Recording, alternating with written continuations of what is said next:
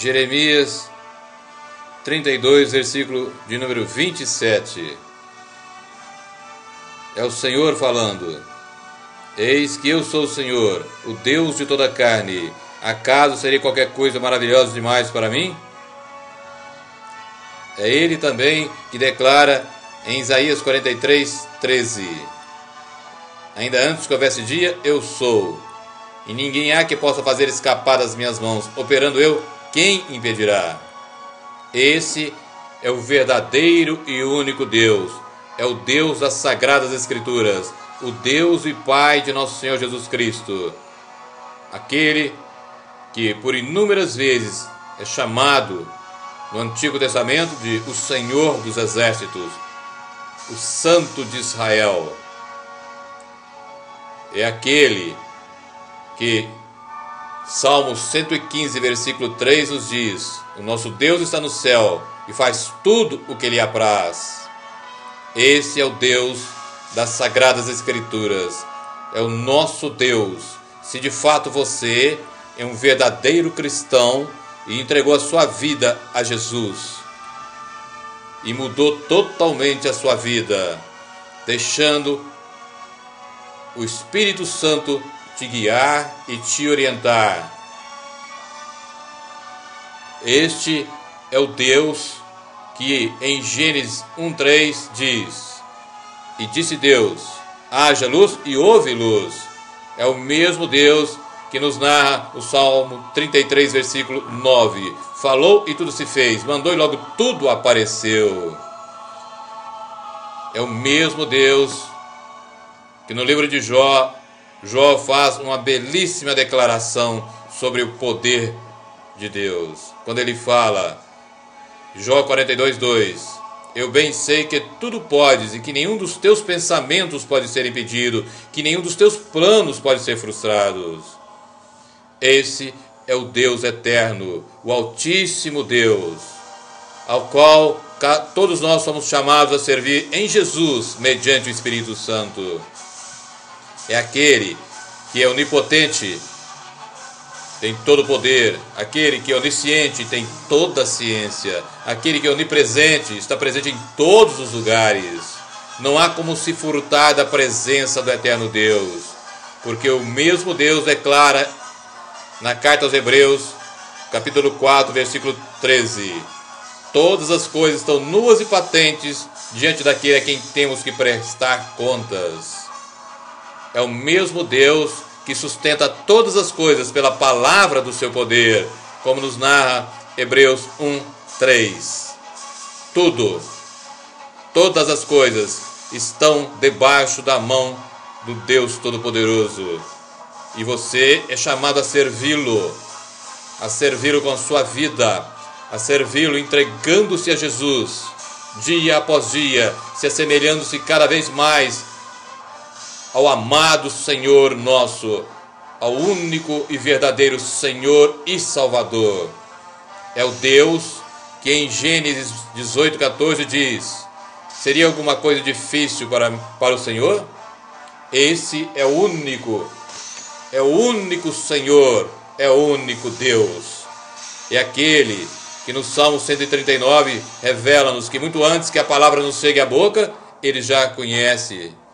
É o Deus que do Salmo 127, quando há uma belíssima declaração sobre a presença e o poder do eterno Deus, quando diz: se o Senhor não edificar a casa, em vão trabalham aqueles que edificam. Se o Senhor não guardar a cidade, em vão vigiam as sentinelas. Esse é o Deus Todo-Poderoso. E em Jesus, no Evangelho de João, capítulo 15, versículo 5, na última parte, diz: sem mim nada podereis fazer.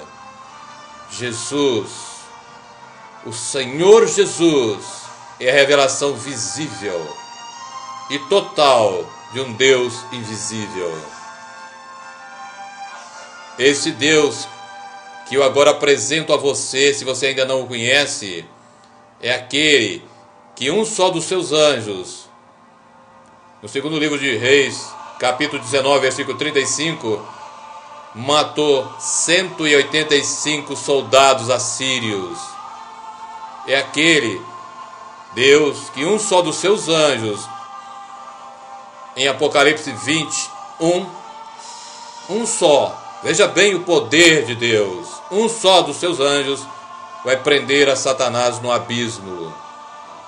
É o Deus que em Lucas 1:37, através do anjo Gabriel, declara que para Deus nada é impossível. Esse é o grande e poderoso Deus. É o mesmo Deus que Paulo, na carta aos Romanos, adora de forma magnífica quando ele diz em Romanos 11, do versículo 33 ao 36: ó profundidade das riquezas, tanto da sabedoria como da ciência de Deus, quão insondáveis são os seus juízos e quão inescrutáveis os seus caminhos. Porque quem compreendeu o intento do Senhor? Ou quem foi o seu conselheiro? Ou quem lhe deu primeiro a ele, para que lhe seja recompensado? Porque dele, e por ele, e para ele, são todas as coisas. Glória, pois, a ele eternamente. Amém. É o mesmo Deus que Davi, o grande adorador, o único que o Senhor colocou: achei o homem segundo o meu coração. Faz um hino de adoração ao Senhor em 1º livro de Crônicas, capítulo 29, a partir do versículo 10, onde nós lemos assim: pelo que Davi louvou o Senhor perante os olhos de toda a congregação e disse: bendito és tu, Senhor Deus de nosso Pai Israel, de eternidade em eternidade. Tu és, Senhor, a magnificência e o poder e a honra e a vitória, porque teu é tudo quanto há nos céus e na terra. Teu é, Senhor, o reino, e tu te exaltaste sobre todos como chefe. E riqueza e glória vêm diante de ti, e tu dominas sobre tudo. E na tua mão há força e poder, e na tua mão está o engrandecer e dar força a tudo. Agora, pois, ó Deus nosso, graças te damos e louvamos o nome da tua glória, porque quem sou eu e quem é o meu povo que tivéssemos poder para tão voluntariamente dar semelhantes coisas? E eu vejo agora a declaração final do versículo 14: porque tudo vem de ti e da tua mão tu damos. É esse mesmo Deus que em Apocalipse 1, versículo 8 diz: eu sou o alfa e o ômega, o princípio e o fim de todas as coisas. Esse é o Deus que você é chamado a servir com a sua vida, em todos os instantes dela. Esse é o Deus, é o único Deus que Josafá, no 2º livro de Crônicas, capítulo 20, versículo 6, diz: eu bem sei que tudo pode... em 2º livro de Crônicas, capítulo 20, versículo 6: tu és dominador sobre todos os reinos da gente, e ninguém há que te possa resistir. Quem pode dizer para Deus o que Ele vai fazer? Quem pode dizer para Deus quando Ele vai abençoar alguém? Quando Ele vai abençoá-lo e se fazer presente na vida de alguém? Quem pode dizer para Ele não fazê-lo? Pois desde que você abra seu coração, se arrependa dos seus pecados e se volte para o Senhor, é isso que Ele quer. Ele quer sim dar a grande maior bênção, que é a sua presença na sua vida. É a presença e o poder de Deus, a grande e maior bênção que você pode algum dia ter. Porque se você tem Deus com você, você sim vai se submeter a Ele, vai ser humilde, vai ser sim manso, vai deixar o Espírito Santo te conduzir, e você não buscará as coisas dessa terra em primeiro lugar, você não vai buscar as riquezas dessa terra, mas você buscará em primeiro lugar as coisas do alto. Você se voltará para os céus, a sua mente, o seu coração e todo o seu pensar, o seu agir e a sua vontade estará voltada para o Senhor. Porque assim Jesus em seu Evangelho nos ensina. E agora, veja bem como que Isaías, no capítulo 40, do versículo 12 ao versículo 18, nos fala sobre a grandeza e sobre o poder de Deus.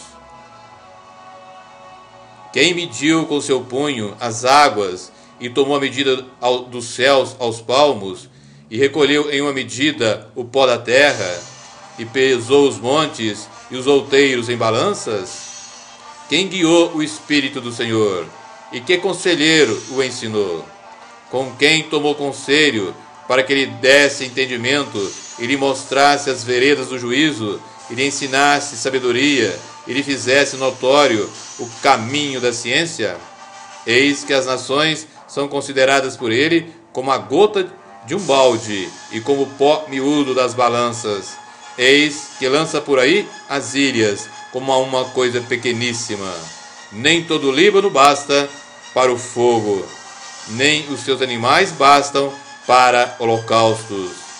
Todas as nações são como nada perante ele. Ele considera-as menos do que nada e como uma coisa vã. A quem, pois, fareis semelhante a Deus? Ou com que o comparareis? Eu repito o versículo 18. A quem, pois, fareis semelhante a Deus? Ou com que o comparareis? Esse é o Deus que te chama agora, para em Jesus, mediante o Evangelho de Jesus, e tão somente mediante a palavra do Senhor, servi-lo em santidade, sendo a cada dia mais semelhante a Ele, e cada dia mais e mais se afastando do pecado, e sendo então a cada dia mais santo, porque Ele, assim como está em Pedro, te chama: sede santos, porque eu sou santo. Este é o convite que Ele te faz. Aceite-o, porque Ele quer tê-lo como um verdadeiro filho. Em nome de Jesus.